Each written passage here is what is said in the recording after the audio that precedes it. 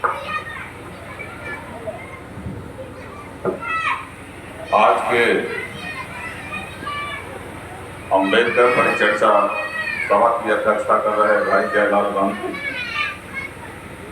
संचालन करता बड़े भाई मुखिया शिवजी साहनी जी, हम लोगों के गार्जियन आदरणीय बिजली ठाकुर जी, बड़े भाई मदैया पंचायत के पैक्स अध्यक्ष सिकंदर प्रसाद जी, अकलियत के अध्यक्ष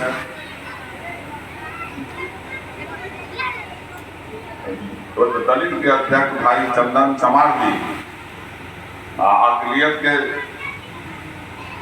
अहमद अंसारी जी, युवा के अध्यक्ष भाई रणधीर यादव जी, उधर कमल बैठा जी, पैक्स अध्यक्ष भाई लाल बाबू राय जी, पंचायत समिति सदस्य भाई लाल बाबू राय जी, गार्जियन मौजे चाचा, राम शोभा जी, सुभाष जी, विजय ठाकुर जी, चंद्रिका जी और इनके तमाम नौजवान साथी जो इस कार्यक्रम में अहम भूमिका निभाए हैं और यहाँ पे उपस्थित मदैया पंचायत के तमाम बुजुर्ग नौजवान साथी माता एवं बहनों, मैं आप तमाम लोगों को आदाब सलाम और नमस्कार करता हूँ। सर्वप्रथम मैं बाबा साहब भीमराव अम्बेडकर के प्रति अपनी श्रद्धा सुमन अर्पित करता हूँ। ये आज 10वां दिन है अम्बेडकर परिचर्चा का और हमको लगता है 19 पंचायत आज हो गया, 19वां पंचायत है। क्यों जरूरी पड़ा हम लोगों को?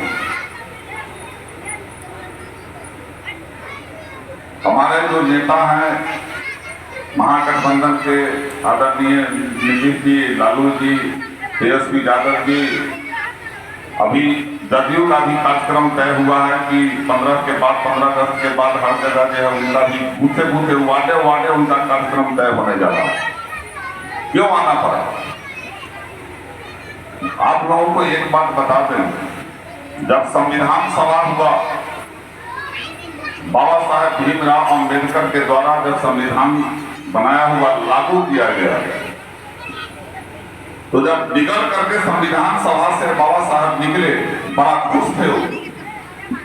तो आचार्य कृपलानी ने बाबा साहब से पूछा कि क्या बात है अम्बेडकर, आज बड़ा खुश नजर आ रहे हो? तो बाबा साहब अम्बेडकर ने कहा कि आज मैं अपने जीवन को सफल बना लिया, मैं जो चाहता था वो आज मेरा पूरा हो गया। तो क्या पूरा हो गया? तो बाबा साहब अम्बेडकर ने कहा कि आप राजा रानी के कोख से राजा पैदा नहीं लेगा, अब मत पेटी से राजा पैदा लेगा। यानी गरीब का बेटा भी, पिछड़ा का बेटा, दलित का बेटा भी, अल्पसंख्यक का बेटा भी अच्छे पद पर चला जाएगा। तो पहले था कि राजा का बेटा ही राजा बने, वो प्रथा को तोड़ने का काम किए थे बाबा साहब भीमराव अम्बेडकर। आचार्य कृपलानी ने कहा उनसे कि तुम्हारे लोग गरीब हैं, बिक जाएंगे।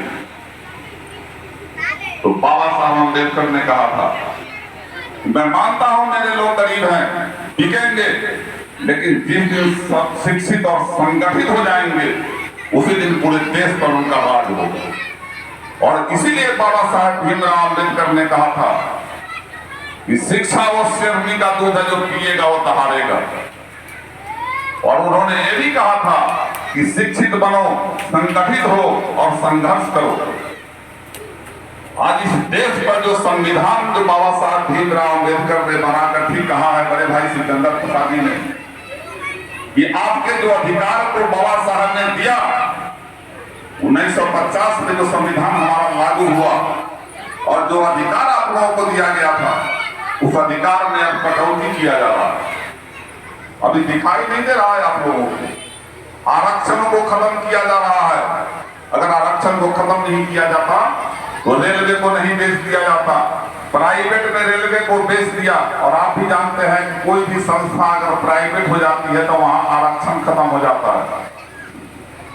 प्लेन को बेच दिया, LIC को बेच दिया, BSNL जो है BSNL उसको बेच दिया। सारी चीज को बेच रहा है ताकि दलित का बेटा, पिछड़ा का बेटा आरक्षण के तहत ऊंचे पद पर चला जाता था, वो उसका रास्ता बंद कर रहा है। तो ये महागठबंधन की सरकार ने निर्णय किया कि अब समय आ गया है हम लोगों को सचेत होने का। निर्णय आप लोगों के हाथ में है। सारा विस्तार से बताया है सिकंदर भाई कि आपके घर का बेटा, आपके घर की बहू बेटी इस विद्यालय में जाकर पढ़ाएगी कि नहीं पढ़ाएगी, आपका बेटा उस पद पर जाएगा कि नहीं जाएगा, ये निर्णय लेने का समय है 2024। आप याद रखिएगा, मनुस्मृति में जो मनुस्मृति लागू करना चाह रहा है बीजेपी और आरएसएस वाला, वो मनुस्मृति में कहा गया है कि शूद्र का बेटा अगर शिक्षा ग्रहण करता है तो समझो कि सांप जो है दूध पिला रहा है। गरीब के बेटा को शिक्षा देना सांप को दूध पिलाने के बराबर है। और ऐसी जिसकी मानसिकता है और जिसका राज इस देश पर चल रहा है, वो गरीब के बाल बच्चे को कभी पढ़ने नहीं देगा, उसको कभी अधिकार पाने नहीं देगा। ये हम लोग को अब सोचना है। आपको एक बात और बता दें, सारी संस्थाओं पर कब्जा कर रहा है, सारा चीज मुट्ठी में कर रहा है।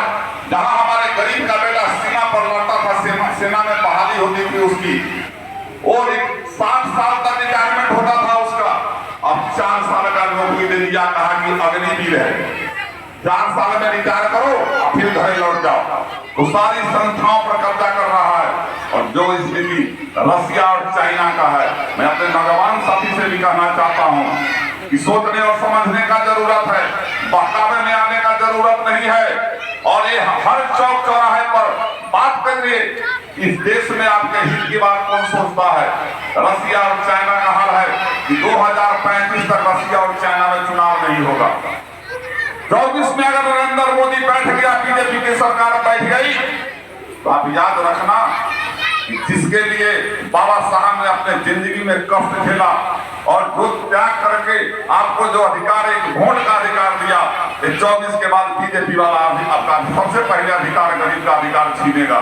इसलिए जरूरत पड़ गया है कि तमाम लोग एकत्रित होकर के इस देश के हित में, संविधान के हित में सबको एकजुट हो गए और इस फिरका ताकत और जो पूंजीपात फकीर लोगों की सरकार बैठी हुई है देश में, इसको हटाने का संकल्प लेना पड़ेगा।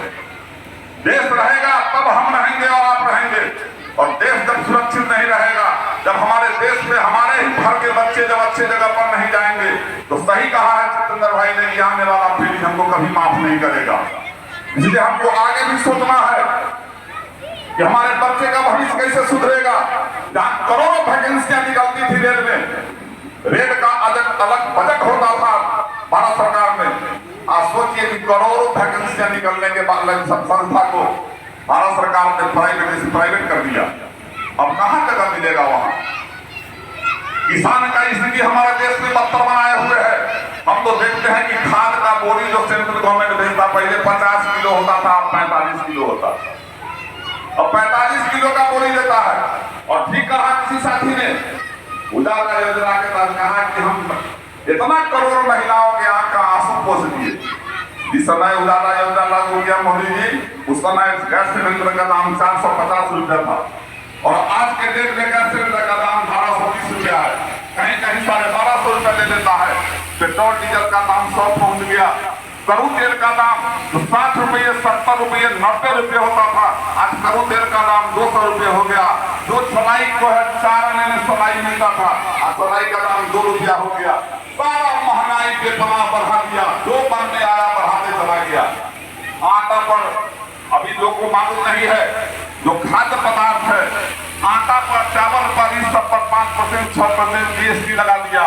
और सोना और हीरा पर 3% जीएसटी रुपयों पूंजीपतियों का है। सोना और हीरा गरीब आदमी नहीं खरीदता, उस पर 3%। और आटा पर, चावल पर, जो खाद्य पदार्थ है, उस पर कहीं 5%, कहीं 15% तक जीएसटी लगा दिया। पूरी तरह से देश को लूटने पे लगा हुआ है। इसलिए मेरा आग्रह है आप लोगों से, एक परिचर्चा है, कोई सभा नहीं है, भाषण नहीं करने आए हैं हम लोग अपने लोगों को बीच में जागरूक करने आए हैं। समय आएगा आप ही के समाज का किसी आदमी को खरीद लेगा और वही आदमी आपको गुमराह करेगा।